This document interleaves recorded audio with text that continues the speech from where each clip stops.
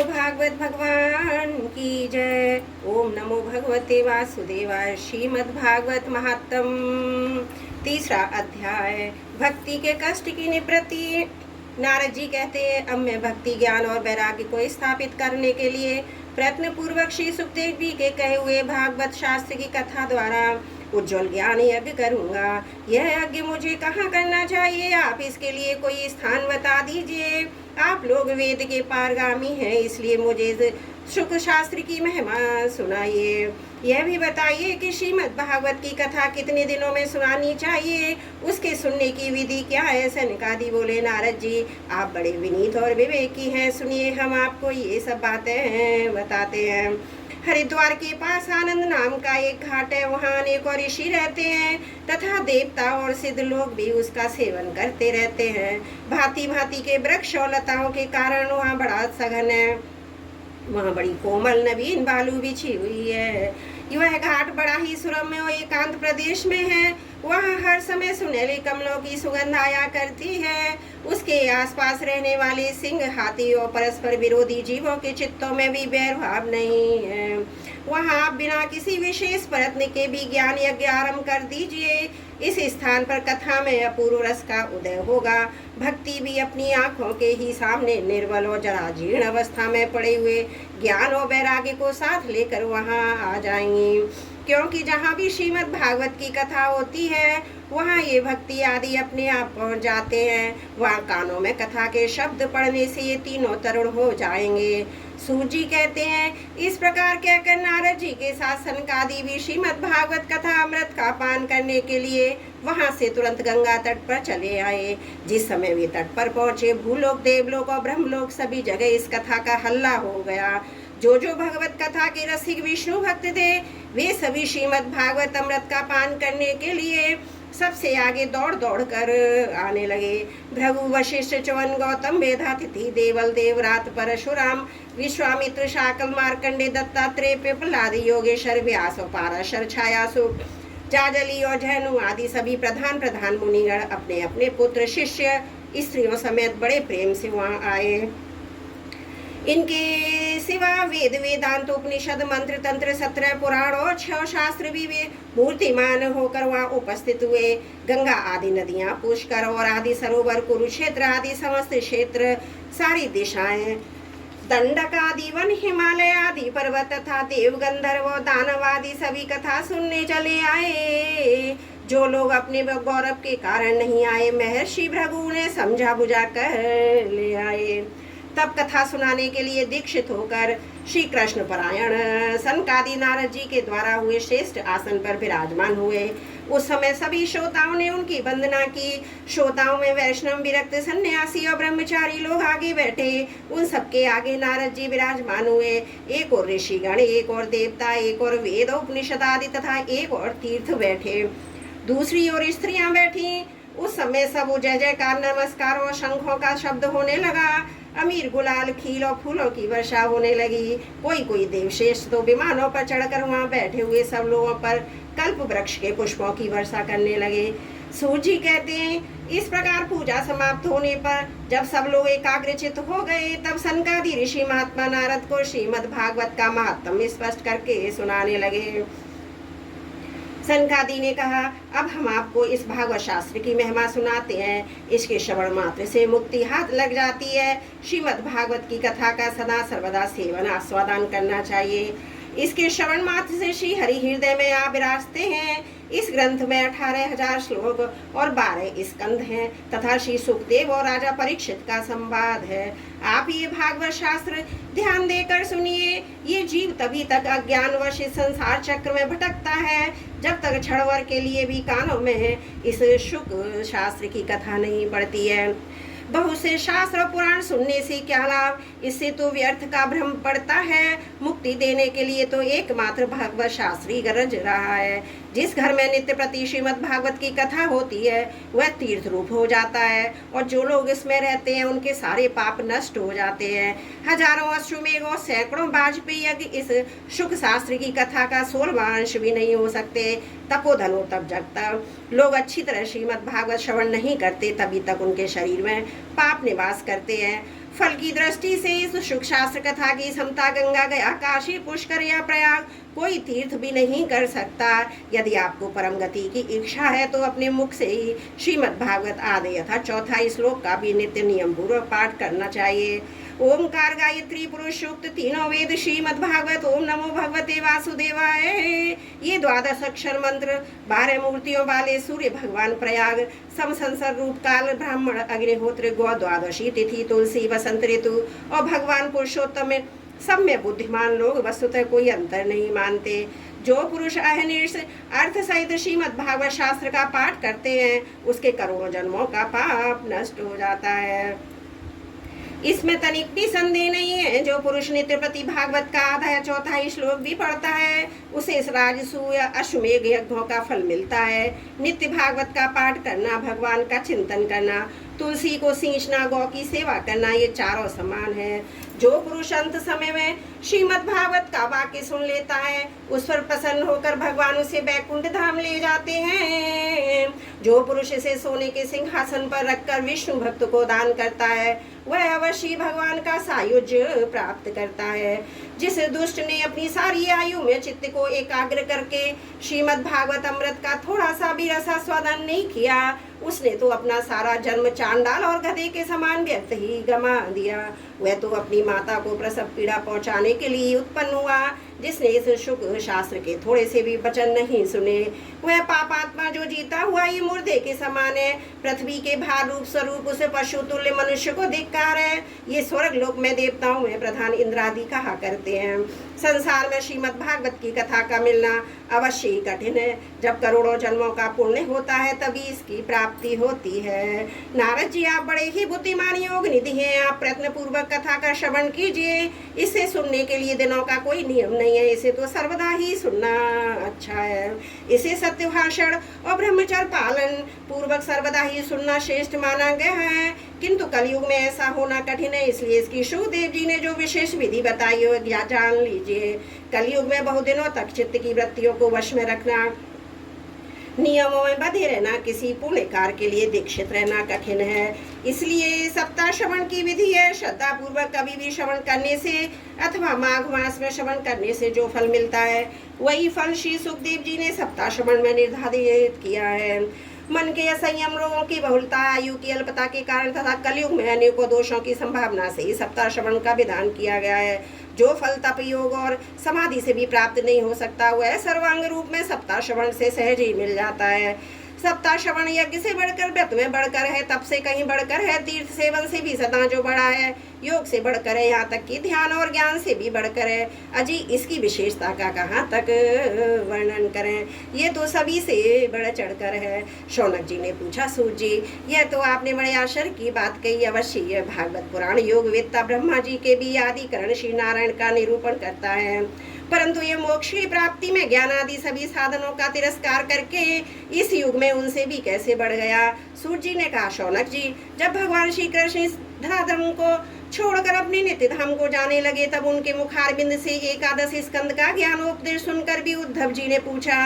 उद्धव जी बोले, गोविंद अब आप तो अपने भक्तों का कार्य करके परम धाम को पधारना चाहते हैं, किंतु मेरे मन में एक बड़ी चिंता है, उसे सुनकर आप मुझे शांत कीजिए। अब घोर कलयुग आया ही समझिए, इसलिए संसार में फिर अनेकों दुष्ट प्रकट हो जाएंगे। उनके संसर्ग से जब अनेकों सत्पुरुष भी उग्र प्रकृति के हो जाएंगे तब उनके भार से दब कर यह गौरूपणी पृथ्वी किसकी शरण में जाएगी। कमल नयन, मुझे तो आपको छोड़कर इसकी रक्षा करने वाला कोई दूसरा नहीं दिखाई देता। इसलिए भक्त वत्सल आप साधुओं पर कृपा करके यहाँ से मत जाइए, क्योंकि भगवान आपने निराकार और चिन्ह मात्र होकर भी भक्तों के लिए तो ये सगुण रूप धारण किया है। फिर वाला आपका वियोग होने पर ये भक्तजन पृथ्वी पर कैसे रह सकेंगे। निर्गुण उपासना में बड़ा कष्ट है, इसलिए कुछ और विचार कीजिए। प्रभा क्षेत्र में उद्धव जी के वचन सुनकर भगवान सोचने लगे, भक्तों की अवलंब के लिए मुझे क्या व्यवस्था करनी चाहिए। शौनक जी, तब भगवान ने अपनी सारी शक्ति भागवत में रख दी। वे अंतर ध्यान होकर इस भागवत समुद्र में प्रवेश कर गए। इसलिए भगवान की साक्षात शब्दमयी मूर्ति है। इसके सेवन श्रवण पाठ अथवा दर्शन से ही मनुष्य के सारे पाप नष्ट हो जाते हैं। इसी से इसका सप्ताह श्रवण सबसे बढ़कर माना गया है और कलयुग तो अन्य सब साधनों को छोड़कर यही प्रधान धर्म बताया गया है। कलिकाल में यही ऐसा धर्म है जो दुख, दरिद्रता, दुर्भाग्य, पापों की सफाई कर देता है तथा काम, क्रोध आदि शत्रुओं पर विजय दिलाता है। अन्यथा भगवान की इस माया से पीछा छुड़ाना देवताओं के लिए भी कठिन है। मनुष्य तो इसे छोड़कर कैसे जा सकते हैं, अतः इससे छूटने के लिए भी सप्ताह श्रवण का विधान किया गया है। सूत जी कहते हैं, शौनक जी, जिस समय सनकादि मुनीश्वर इस प्रकार सप्ताह श्रवण की महिमा का बखान कर रहे थे, उस सभा में एक बड़ा आश्चर्य हुआ, उसे मैं तुम्हें बतलाता हूँ। सुनो, वहाँ तरुण अवस्था को प्राप्त हुए अपने दोनों पुत्रों के साथ लिए विशुद्ध प्रेम रूपा भक्ति बारवा श्री कृष्ण गोविंद हरे मुरारी, हे नाथ नारायण वासुदेवा आदि भगवत गणों का उच्चारण करती हुई अक्षरमात प्रकट हो गई। सभी सदस्यों ने देखा कि परम सुंदरी भक्ति रानी भागवत के अर्थों का आभूषण पहने वहां पधारी। मुनियों की उस सभा में सभी तर्क वितर्क करने लगे कि यहाँ कैसे आई, कैसे प्रविष्ट हुई। तब सनकादि ने कहा, ये भक्ति देवी अभी अभी कथा के अर्थ से निकली है। उनके ये वचन सुनकर भक्ति ने अपने पुत्रों समेत अत्यंत विनम्र होकर सनत कुमार जी से कहा। भक्ति बोली, मैं कलयुग में नष्ट प्राय हो गई थी, आपने कथा अमृत से सींचकर मुझे भी फिर पुष्ट कर दिया। अब आप ये बताइए कि मैं कहाँ रहूं। यह सुनकर सनकादि ने उससे कहा, तुम भक्तों को भगवान का स्वरूप प्रदान करने वाली, अनन्य प्रेम का संपादन करने वाली, संसार रोग को निर्मूल करने वाली हो, अतः तुम धैर्य धारण करके नित्य निरंतर श्री विष्णु भक्तों के हृदयों में ही निवास करो। ये कलयुग के दोष भले ही सारे संसार पर अपना प्रभाव डालें, किंतु वहां तुम पर इनकी दृष्टि भी नहीं पड़ सकेगी। इस प्रकार उनकी आज्ञा पाते ही भक्ति तुरंत भगवत भक्तों के हृदयों में जा विराजी, जिनके हृदय में एकमात्र श्री हरि की भक्ति निवास करती है। वे त्रिलोकी में अत्यंत निर्धन होने पर भी परम धन्य है, क्योंकि इस भक्ति डोरी से बंधकर जो साक्षात भगवान भी अपना परम धाम छोड़कर उनके हृदय में आकर बस जाते हैं। भूलोक में यह भागवत साक्षात पर ब्रह्म का विग्रह है। हम इसकी महिमा कहाँ तक वर्णन करें। इसका आश्रय लेकर इसे सुनाने से तो और सुनाने वाले दोनों ही भगवान श्री कृष्ण की समता प्राप्त हो जाती है। अतः इसे छोड़कर अन्य धर्मों से और अन्य धर्मों से क्या प्रयोजन है। बोलो भागवत भगवान की जय। श्रीमद् भागवत महात्म का तृतीय अध्याय समाप्त। त्रुटियों के लिए क्षमा चाहती हूँ। चौथा अध्याय। श्री भागवत भगवान की जय। श्रीमद् भागवत महापुराण का महात्म का चौथा अध्याय। गोकर्णों का व्याख्यान प्रारंभ। सूजी कहते हैं, मुनिवर, उस समय अपने भक्तों के चित्त में अलौकिक भक्ति का प्रादुर्भाव हुआ। देख भक्त वत्सल श्री भगवान अपना धाम छोड़कर वहां पधारे। उनके गले में बनमाला शोभा पा रही थी। श्री अंग सजल दल के समान श्याम वर्ण था, उस पर मनोहर पीताम्बर से शोभित था। कटी प्रदेश करधनी की लड़ियों से सुसज्जित था। सिर पर मुकुट की लटक और कानों में कुंडलों की झलक देखते ही बनती है। वे त्रिभंग तलित भावत से खड़े हुए चित्त को चुराए लेते हैं। वक्ष स्थल पर कौस्तुभ मणि दमक रही थी। सारा श्रीअंग हरिचंदन से चर्चित था। उस रूप की शोभा क्या कहे। उसने तो मानो करोड़ों कामदेवों की रूप माधुरी छीन ली थी। वे परमानंद चिन्हविंद्री मधुर राज मधुर मुरलीधर ऐसी अनुपम छवि से अपने भक्तों के निर्मल चित्तों में अभिभूत हुए। भगवान के नित्य लोक निवास लीला परिकर उद्धव आदि वहाँ गुप्त रूप से इस कथा को सुनने के लिए आए हुए थे। प्रभु के प्रकट होते ही चारों ओर जय हो की ध्वनि होने लगी। उस समय भक्ति सर का अद्भुत प्रवाह चला। बार बार अमीर, गुलाल और पुष्पों की वर्षा और शंख ध्वनि होने लगी। उस सभा में जो लोग बैठे थे, उन्हें अपने देह की आत्मा की भी कोई सुध न रही। उनकी ऐसी तन्मयता देखकर नारद जी कहने लगे, मुनीश्वरगण, आज सप्ताह श्रवण की मैंने ये बड़ी अलौकिक महिमा देखी।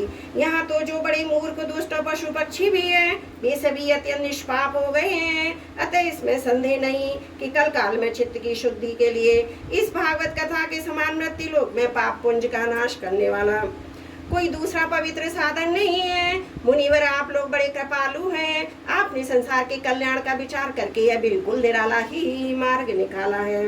आप कृपया यह भी बताइए कि इस कथा रूप सप्ताह के द्वारा संसार में कौन कौन लोग पवित्र हो जाते हैं। सनकादि ने कहा, जो लोग सदा तरह तरह के पाप किया करते हैं, निरंतर दुराचार में ही तत्पर रहते हैं और उल्टे मार्गों से चलते हैं, तथा जो क्रोध अग्नि से जलते रहने वाले कुटिल और काम परायण हैं, वे सभी इस कलयुग में सप्ताह यज्ञ से पवित्र हो जाते हैं। जो सत्य से अच्युत, माता पिता की निंदा करने वाले, तृष्णा के मारे व्याकुल, आश्रम धर्म से रहित, दम्भी, दूसरों की उन्नति देखकर कुढ़ने वाले और दूसरों को दुख देने वाले, वे भी कलयुग में सप्ताह यज्ञ से पवित्र हो जाते हैं। जो मदिरापान, ब्रह्म हत्या, सुवर्ण की चोरी, गुरु स्त्री का मनोविश्वासघात, ये 5 महापाप करने वाले, छल कपट परायण, क्रूर पिशाचों के समान निर्दयी, ब्राह्मणों के धन से पुष्ट होने वाले और व्यभिचारी हैं, वे भी कलयुग में सप्ताह यज्ञ से पवित्र हो जाते हैं। जो दुष्ट आग्रह पूर्वक सर्वदा मन, वाणी और शरीर से पाप करते रहते हैं, दूसरे के धन से ही पुष्ट होते हैं तथा मलिन मन और दुष्ट हृदय वाले हैं, वे भी कलयुग में सप्ताह यज्ञ से पवित्र हो जाते हैं। नारद जी, अब हम तुम्हें इस विषय में एक प्राचीन इतिहास सुनाते हैं। इसके सुनने से ही सब पाप नष्ट हो जाते हैं। पूर्व काल में तुंगभद्रा नदी के तट पर एक अनुपम नगर बसा हुआ था। वहाँ सभी वर्णों के लोग अपने अपने धर्मों का आचरण करते हुए सत्य और सत्कर्मों में तत्पर रहते थे। उस नगर में समस्त वेदों का विशेषज्ञ और शोध स्मार्त कर्मों में निपुण एक आत्मदेव नामक ब्राह्मण रहता था। वह साक्षात दूसरे सूर्य के समान तेजस्वी था। वह धनी होने पर भी भिक्षाजीवी था।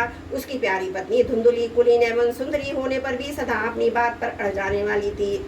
उसे लोगों की बात करने में सुख मिलता था। स्वभाव से क्रूर, प्राय कुछ न कुछ बकबात करती रहती थी। गृह काल में निपुण थी, कृपण थी और शीझा गुड़ावली भी थी।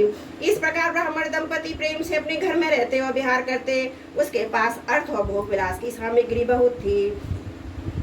घर द्वार भी सुंदर थे, परंतु उससे उन्हें सुख नहीं था। जब अवस्था बहुत ढल गई तब उन्होंने संतान के लिए तरह तरह के पुण्य कर्म आरंभ किए और दीन दुखियों को गो, पृथ्वी, सुवर्ण, वस्त्र आदि दान किए। इस प्रकार धर्म मार्ग में उन्होंने अपना आधा धन समाप्त किया, तो भी उन्हें पुत्र या पुत्री किसी का भी मुख देखने को न मिला। इसलिए वह ब्राह्मण बहुत ही चिंतातुर रहने लगा। एक दिन वह ब्राह्मण देवता बहुत दुखी होकर घर से निकलकर वन को चल दिए। दोपहर के समय उसे प्यास लगी, इसलिए वो एक तालाब पर आया। संतान के अभाव में दुख ने उसके शरीर को बहुत सुखा दिया था, इसलिए थक जाने के कारण जल पीकर वहीं बैठ गया।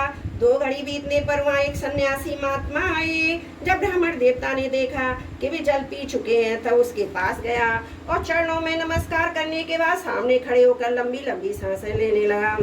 सन्यासी ने कहा, कहो ब्राह्मण देवता, रोते क्यों हो? ऐसी तुम्हें क्या भारी चिंता है? तुम जल्दी ही मुझे अपने दुख का कारण बताओ।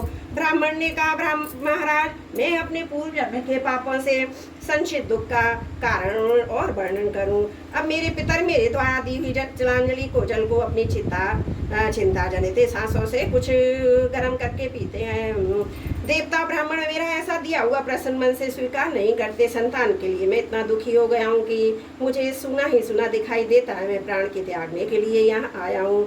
संतानहीन जीवन को धिक्कार है, संतानहीन ग्रह को धिक्कार है, संतानहीन धन को धिक्कार है, संतानहीन कुल को धिक्कार है। मैं जिस गाय को पालता हूँ वह भी सर्वदा बांझ हो जाती है। जो पेड़ लगाता हूँ उस पर फल फूल नहीं आते। मेरे घर में जो फल आता है वह भी बहुत जल्दी सड़ जाता है। जब मैं ऐसा भागा पुत्रहीन हूँ, तब फिर इस जीवन को ही मुझे रख कर क्या करना चाहिए? यूं कहकर ब्राह्मण दुख से व्याकुल हो सन्यासी महात्मा के पास फूट फूट कर रोने लगा। तब उन यतिवर के हृदय में बड़ी करुणा हुई। वे योगनिष्ठ थे। उन्होंने उसके ललाट की रेखाएं देखकर सारा वृतांत जान लिया।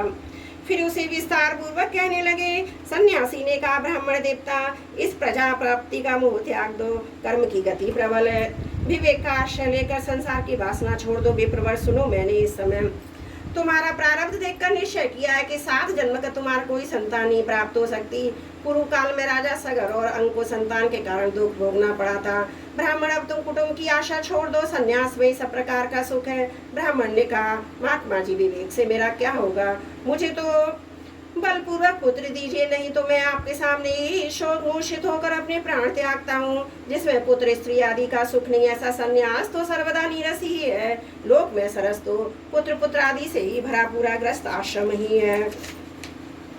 ब्राह्मण का ऐसा आग्रह देखकर उन तपोधन ने कहा, विधाता के लेख को मिटाने का हट करने से राजा चित्रकेतु को बड़ा कष्ट उठाना पड़ा था। इसलिए देव जिसके उद्योग को कुचल देता है, उस पुरुष के समान तुम्हें भी पुत्र से सुख नहीं मिल सकेगा।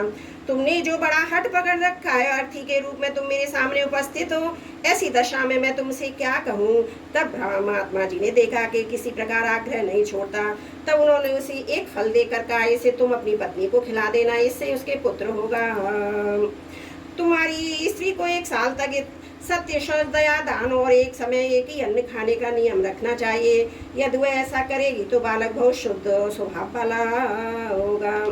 यों कहकर ये योगीराज चले गए। ब्राह्मण अपने घर लौट आया। वहां आकर उसने फल अपनी स्त्री के हाथ में दिया, स्वयं कहीं चला गया। उसकी स्त्री तो कुटिल स्वभाव की थी। वह रो रो कर अपनी एक सखी से कहने लगी, सखी मुझे तो बड़ी चिंता हो गई है, मैं तो ये फल नहीं खाऊंगी। फल खाने से गर्भ रहेगा और गर्भ पेट बढ़ जाएगा, फिर कुछ खाया पिया जाएगा नहीं, इससे मेरी शक्ति क्षीण हो जाएगी। तब बता घर का धंधा कैसे होगा। और देववश यदि किसी गांव में डाकुओं का आक्रमण हो गया तो गर्भिणी स्त्री कैसे भागेगी। यदि सुखदेव जी की तरह ये गर्भी पेट में ही रह गया तो इसे बाहर कैसे निकाला जाएगा। और कहीं प्रसव काल के समय टेढ़ा हो गया तो फिर प्राणों की ही हाथ धोना पड़ेगा। यों भी प्रसव के समान बड़ी भयंकर पीड़ा होती है। मैं सुकुमारी भला ये सब कैसे सह सकूंगी। मैं जब दुर्बल पड़ जाऊंगी तब ननद रानी आकर घर का सारा माल डाल बटोर लेंगी। फिर मुझसे तो सत्य शौच आदि नियमों का पालन होना भी कठिन हो जान पड़ता है। जो स्त्री बच्चा जनती है उसे उस बच्चे के लालन पालन में बड़ा कष्ट होता है। मेरे विचार से तो बंध्या विधवा स्त्री सुखी है। मन में ऐसे ही तरह तरह के कुतर्क उठने से वह फल नहीं खाया। तब उसके पति ने पूछा फल खा लिया। तब उसने कह दिया हाँ खा लिया। एक दिन उसकी बहन अपने आप ही उसके घर आई। तब उसने अपनी बहन को सारा वृतांत सुनाकर कहा, मेरे मन में बड़ी चिंता है, मैं इस दुख के कारण दिनों दिन दुबली हो रही हूँ। बहन मैं क्या करूँ। बहन ने कहा, मेरे पेट में बच्चा है, प्रसव होने पर वह बालक मैं तुझे दे दूंगी। जब तक तू गर्भवती के समान घर में गुप्त रूप से वो सुख से रह, तू मेरे पति को कुछ धन दे देगी तो मैं तुझे अपना बालक दे दूंगी। हम ऐसी युक्ति करेंगे कि जिसमें सब लोग यही कहें कि इसका बालक 6 महीने का होकर मर गया और मैं नित्यपति तेरे घर आकर इस बालक का लालन पोषण करती रहूंगी। तू इस समय इसकी जांच करने के लिए फल गौ को खिला दे। ब्राह्मणी ने स्त्री स्ववश जो जो उसकी बहन ने कहा वह वैसा ही किया। इसके पश्चात समयानुसार जब उस स्त्री के पुत्र हुआ तब उसके पिता ने चुपचाप लाकर उसे धुंधुली को दे दिया और उसे आत्मदेव को सूचना दी कि मेरे सुखपूर्वक बालक हो गया है। इस प्रकार आत्मदेव के पुत्र हुआ तो उस लोगों को बड़ी आनंद और खुशी हुई। ब्राह्मण ने उसका जात कर्म संस्कार करके ब्राह्मणों को दान दिया। उसके द्वार पर गाना बजाना और मांगलिक कार्य करते होने लगे। धुंधुली ने अपने पति से कहा, मेरे स्तनों में तो दूध ही नहीं है, फिर गौ आदि किसी अन्य जीव के दूध से मैं इस बालक का किस प्रकार पालन करूंगी। मेरी बहन के अभी बालक हुआ है, वह मर गया है, उसे बुलाकर मुझे यहाँ रख लें तो उस बच्चे का पालन पोषण कर देगी। तब पुत्र की रक्षा के लिए आत्मदेव ने वैसा ही किया तथा माता धुंधली ने उस बालक का नाम धुंधकारी रखा। इसके बाद 3 महीने बीतने पर उसके गौ के भी एक मनुष्यकार बच्चा हुआ। वह सर्वांग सुंदर, दिव्य, निर्मल और सुवर्ण की भी कांति वाला था। उसे देखकर ब्राह्मण देवता को बड़ा आनंद हुआ और उसने स्वयं उसके संस्कार किए। इस समाचार से सब लोगों को भी बड़ा आश्चर्य हुआ और बालक को देखने के लिए आए तथा आपस में कहने लगे, देखो भाई, इस आत्मदेव का कैसा भाग्योदय हुआ है। कैसी आश्चर्य की बात है कि गौ के भी ऐसा दिव्य रूप बालक उत्पन्न हुआ है। देव योग से गुप्त रहस्य का किसी को भी पता न लगा। आत्मदेव ने उस बालक के गौ से कान में देखकर उसका नाम गौकर्ण रखा। कुछ काल बीतने पर वे दोनों बालक जवान हो गए। उनमें गौकर्ण तो बड़ा पंडित और ज्ञानी हुआ कि धुंधुकारी बड़ा ही दुष्ट निकला। स्नान शौचादि ब्राह्मणोचित आचारों का उसमें कोई नाम भी न था, न खान पान का ही कोई परहेज था। क्रोध उसमें बहुत बड़ा चढ़ा था। वह बुरी बुरी वस्तुओं का संग्रह किया करता था। मुर्दे के हाथ से छुआया हुआ अन्न भी खा लेता था। दूसरों की चोरी करना, सब लोगों से देश बढ़ाना उसका स्वभाव बन गया था। छिपे छिपे दूसरों के घरों में आग लगा देता। दूसरों के बालों को खिलाने के लिए गोद में लेता, उन्हें छठ से कुएं में डाल देता। हिंसा उसे व्यसनसा हो गया था। इस समय अस्त्र धारण किए रहता। बेचारे अंधे दीन दुखियों को तो व्यर्थ तंग करता। चांडालों से उसका विशेष प्रेम था। बस हाथ में फंदा लिए कुत्तों की टोली के साथ शिकार की ठो में घूमता रहता। वैश्याओं के जाल में फंसकर अपने पिता की सारी संपत्ति नष्ट कर दी। एक दिन माता पिता को मार पीट कर घर से बर्तन भाड़े उठा ले गया। इस प्रकार जब उसकी सारी संपत्ति स्वाह हो गई तब उसका कृपण पिता फूट फूट कर रोने लगा और बोला, इससे तो इसकी माँ बाज ही रहती तो ज्यादा अच्छा। कुपुत्र तो बड़ा ही दुखदायी होता है। अब मैं कहाँ कहूँ, कहाँ जाऊँ। मेरे इस संकट को कौन काटेगा। हाय, मेरे ऊपर तो बड़ी विपत्ति आ पड़ी है। इस दुख के कारण अवश्य मुझे कुछ दिन प्राण छोड़ने देने होंगे। उसी समय परम ज्ञानी गौकर्ण जी वहाँ आए। उन्होंने पिता को वैराग का उपदेश करते हुए बहुत समझाया। वे बोले, पिताजी, ये संसार असार है, अत्यंत दुख रूप और मोह में डालने वाला है। पुत्र किसका, धन किसका, स्नेह है। पुरुष रात दिन दीपक के समान जलता रहता है। सुख ना तो उसको इंद्र को है, ना चक्रवर्ती राजा को है। सुख है तो केवल विरक्त एकांत जीवी मुनि को है। यह मेरा पुत्र है, इस अज्ञान को छोड़ दीजिए, मोह से नरक की प्राप्ति होती है, ये शरीर तो नष्ट होगा ही, इसलिए सबको छोड़कर वन में चले जाइए। गोकर्ण की वचन सुनकर आत्मदेव इसमें जाने के लिए तैयार हो गया। उनसे कहने लगा, बेटा वन में रहकर मुझे क्या करना चाहिए, मुझसे विस्तार पूर्वक कहो, मैं बड़ा मूर्ख हूँ। अब तक कर्मवश इसने पास में बंधा हुआ अपंग की भांति इस घर रूप अंधेरे कुएं में ही पड़ा रहा हूँ। तुम बड़े दयालु हो, इससे मेरा उद्धार करो। गोकर्ण ने कहा, पिताजी यह शरीर हड्डी मांस और रुधिर का पिंड से आप मैं मानना छोड़ दें और स्त्री पुत्र आदि को अपना कभी न माने, इस संसार को रात दिन क्षण भंगुर देखें, इसकी किसी भी वस्तु को स्थायी समझकर उसमें राग न करें, बस एकमात्र वैराग्य रस के रसिक होकर भगवान की भक्ति में लगे रहें। भगवत जननी ही सबसे बड़ा धर्म है, निरंतर उसी का आश्रय लिए रहें। अन्य सब प्रकार के लौकिक धर्मों से मुख मोड़ लें, सदा साधु जनों की सेवा करें, भोगों को लालसा को पास ना फटकने दें, तथा जल्दी से जल्दी दूसरों के गुण दोषों का विचार करना छोड़कर एकमात्र भगवत सेवा और भगवान की कथा के रस का ही पान करें। इस प्रकार पुत्र की वाणी से प्रभावित होकर आत्मदेव ने घर छोड़ दिया और वन की यात्रा की। यद्यपि उसकी आयु उस समय 60 वर्ष की हो चुकी थी, फिर भी बुद्धि में पूरी दृढ़ता थी। वहाँ रात दिन भगवान की सेवा पूजा करने से और नियम पूर्वक भागवत का 10वें स्कंद का पाठ करने से उसमें भगवान श्री कृष्णचंद्र को प्राप्त कर लिया। बोलो भागवत भगवान की जय। श्रीमद् भागवत महापुराण महात्म चतुर्थ अध्याय समाप्त। त्रुटियों के लिए क्षमा चाहती हूँ।